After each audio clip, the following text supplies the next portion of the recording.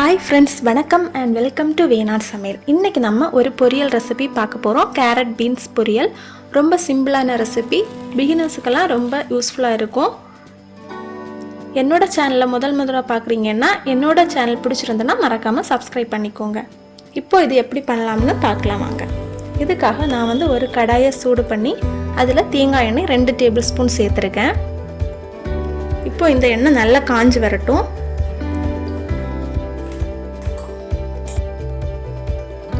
இப்போ இதில் 1/4 டீஸ்பூன் கடுகு சேர்க்கலாம்.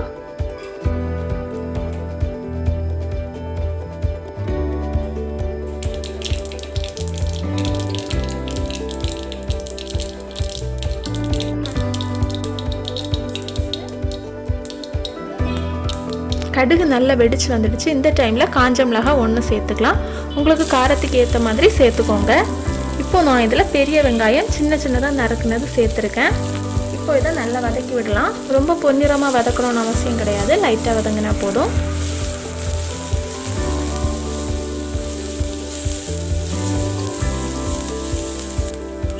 இப்போ இதில் நம்ம கேரட்டும் பீன்ஸும் சேர்த்துக்கலாம். நான் சின்னதாக இதை கட் பண்ணி வச்சுருக்கிறேன்.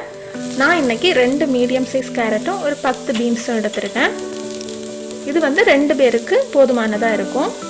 இதை முதல்ல 1 நிமிஷம் ஹை ஃப்ளேமில் போட்டு வதக்கி விடுங்க.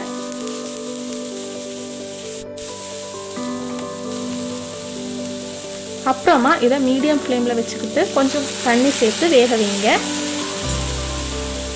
மூடி வச்சு வேக வச்சிங்கன்னா இதோட கலரெல்லாம் போயிடும். ஃப்ரெஷ்ஷாக இதே கலர் மெயின்டைன் ஆகணும்னா மூடி வைக்காமல் வேக வச்சுக்கோங்க. இப்போ இதுக்கு தேவையான அளவு உப்பு சேர்த்துக்கோங்க. இப்போ இந்த காய் நல்லா வேகட்டும்.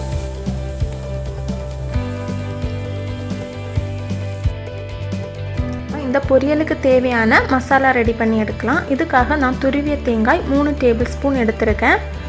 அப்புறமா பச்சை மிளகாய் 1 சேர்க்கணும். நான் இந்த காரம் அதிகமானனால பாதி தான் சேர்த்துருக்கேன். இப்போ இதில் 1/2 டீஸ்பூன் ஜீரகம் சேர்க்கலாம். அப்புறமா 1/4 டீஸ்பூன் மஞ்சள் தூள். இது எல்லாம் சேர்த்து தண்ணி விடாமல் இப்படி அரைச்சி எடுத்துக்கோங்க. இந்த மாதிரி அரைச்சி எடுத்துக்கணும். ரொம்ப ஃபைன் பேஸ்ட்டாக அரைக்கக்கூடாது. இப்போ நம்ம காயும் நல்லா வெந்து வந்துடுச்சு.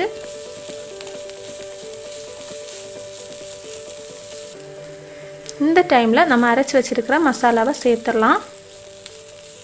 இப்போ இதை நல்லா வதக்கி விட்டுக்கோங்க. அந்த மசாலாவோட பச்சை வாசனை போகிற வரைக்கும் நல்லா வதக்கி விட்டுக்கோங்க.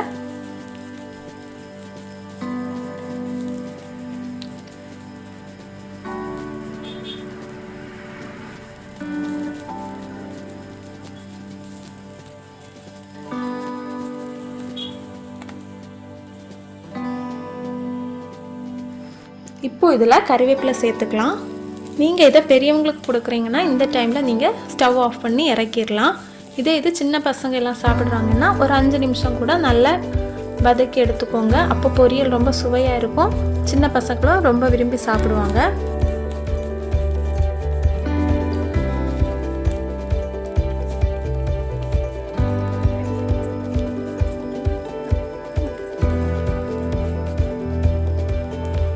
இப்போ நம்மளோட கேரட் பீன்ஸ் பொரியல் ரெடி ஆகிடுச்சு. ரொம்ப சுவையாக இருக்கும். கண்டிப்பாக உங்கள் வீட்டில் நீங்கள் ட்ரை பண்ணி பாருங்கள்.